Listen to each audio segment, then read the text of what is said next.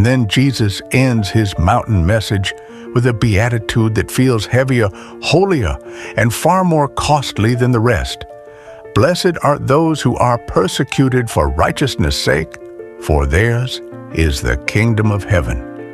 Matthew 5:10. The crowd would have gone silent because persecution and blessing don't belong in the same sentence unless Jesus is the one speaking them. Persecution brings pain, it brings loss, it brings the sting of rejection and the weight of standing alone. And yet, Jesus says that those who suffer for doing what is right, those who stand for truth when it costs them, those who refuse to bow to darkness, they are blessed, not cursed, not forgotten, blessed. This is the legacy of God's people from the beginning. The prophets who spoke truth and were hunted for it, the apostles who carried the gospel into a hostile world and paid the price with chains, exile, and blood. The faithful in every generation who chose obedience over comfort. And Jesus, he walked this path first, rejected by his own people, accused without reason, mocked, beaten, and crucified, not for wrongdoing, but for righteousness itself. In John 15:20, he prepares his disciples with sobering honesty. If they persecuted me, they will persecute you, not to scare them, but to strengthen them, to remind them and us that suffering for righteousness is not a sign of abandonment. It's the mark of kingdom citizenship. To be persecuted for righteousness' sake means one thing: you suffer because you chose God over everything else. This beatitude isn't about every kind of hardship. It isn't about misfortune or random pain.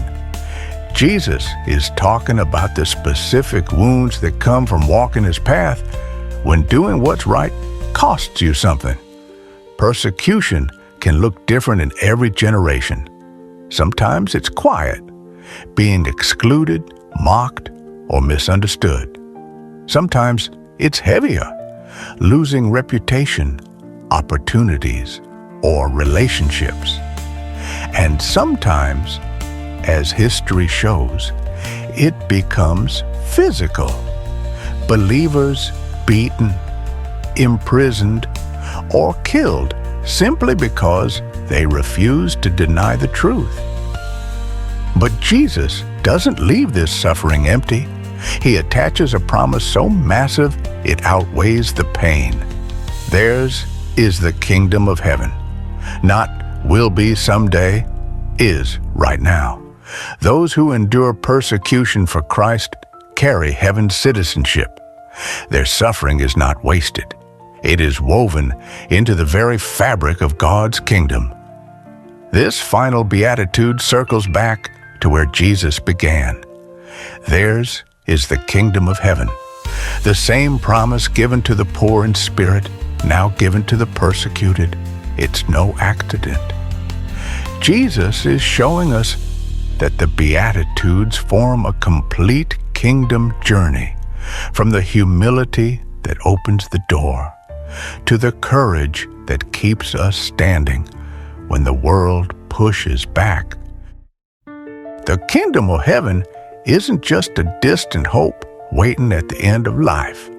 It's a present reality for God's people right now. We carry heaven's citizenship even while we walk through earth's opposition. Yes, we may face resistance. Yes, we may feel the sting of being misunderstood, ignored, or attacked for choosing righteousness. But Jesus anchors us with this truth. You belong to a kingdom where justice will triumph, where righteousness will reign, and where every tear will be redeemed. We endure here because we reign there, and one day the kingdom that is now unseen will break into full light, and every sacrifice for Christ will shine with eternal worth. But persecution is not proof that we've failed. It's often the evidence that we are walking faithfully with Jesus. Peter says it plainly in his letter, "If you are insulted for the name of Christ, you are blessed, because the Spirit of glory and of God rests upon you." 1 Peter 4:14. That means the very moments that hurt the most may also be the moments heaven draws closest. In the middle of persecution, in the sting of rejection, in the pressure, in the loss, something sacred happens. We don't just suffer for Christ, we suffer with Him. And in that place, His presence becomes more real than the pain. His comfort becomes deeper than the wound. His Spirit rests on us like a mantle, reminding us that we are standing exactly where our Savior once stood. Persecution doesn't mean God has abandoned us. It means we are walking the same road He walked, and He walks it with us still. This last beatitude reminds us of something we often forget. Following Jesus doesn't always lead to comfort, applause, or easy roads.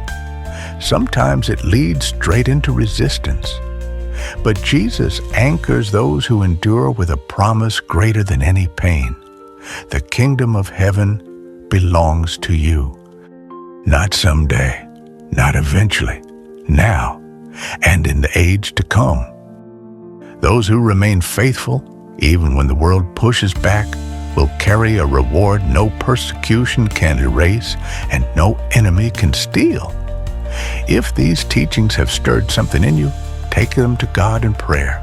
Ask Him to shape your heart to live the Beatitudes, to walk humbly, show mercy, seek peace, stay pure, and stand firm for righteousness, even when it costs you. And as you do, remember, every blessing of God's kingdom is already yours, now and forever. Thank you for joining me on this journey through the Beatitudes. Together, these 8 Beatitudes paint the portrait of a kingdom people, humble, honest, gentle, hungry, merciful, pure, peaceful, courageous. This is not just a list of virtues, it is the DNA of heaven placed in human hearts, the blueprint of a disciple, the character of Christ formed in His followers. And if you let these Beatitudes shape you, you won't just study the kingdom, you'll reflect it. God bless you, and keep walking the legacy.